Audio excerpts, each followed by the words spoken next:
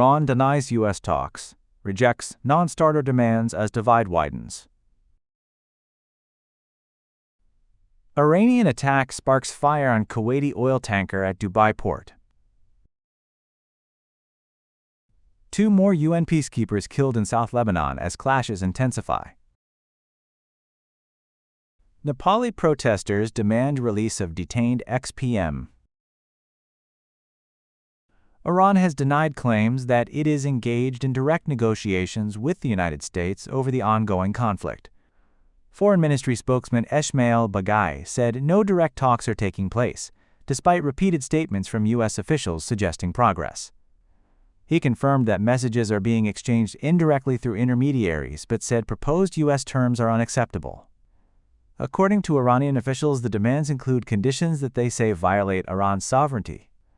At the same time, U.S. officials have rejected Iran's own proposals, highlighting a deep divide between the two sides. Iran says its priority remains national defense rather than negotiations. Meanwhile, Iranian forces continue military operations, launching missile and drone attacks in the region. This situation underscores ongoing tensions and the lack of progress toward a diplomatic resolution. An Iranian attack has sparked a fire on a Kuwaiti oil tanker at Dubai port, according to state media reports. Kuwait's official news agency said the tanker was hit while anchored in the United Arab Emirates.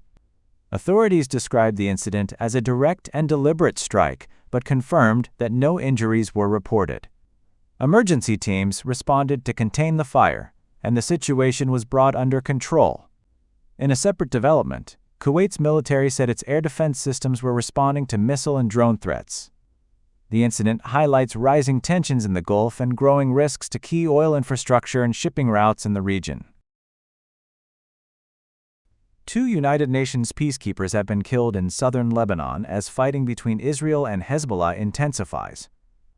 The UN peacekeeping mission in Lebanon said the victims were Indonesian personnel, whose vehicle was destroyed by an explosion of unknown origin. 2 other peacekeepers were injured, one of them seriously.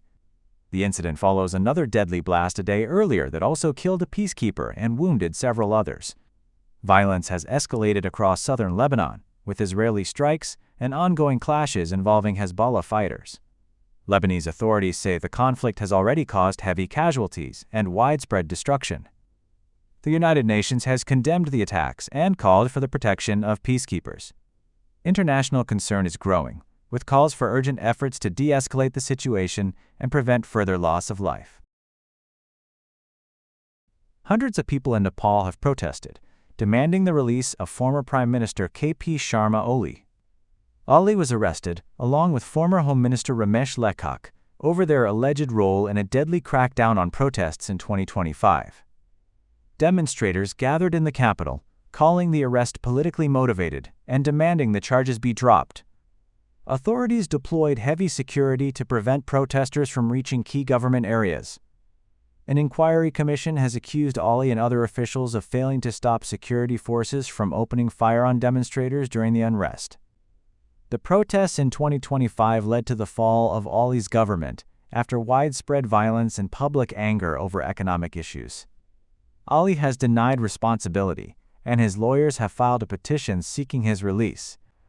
The case remains under legal review as tensions continue in Nepal following the recent political transition.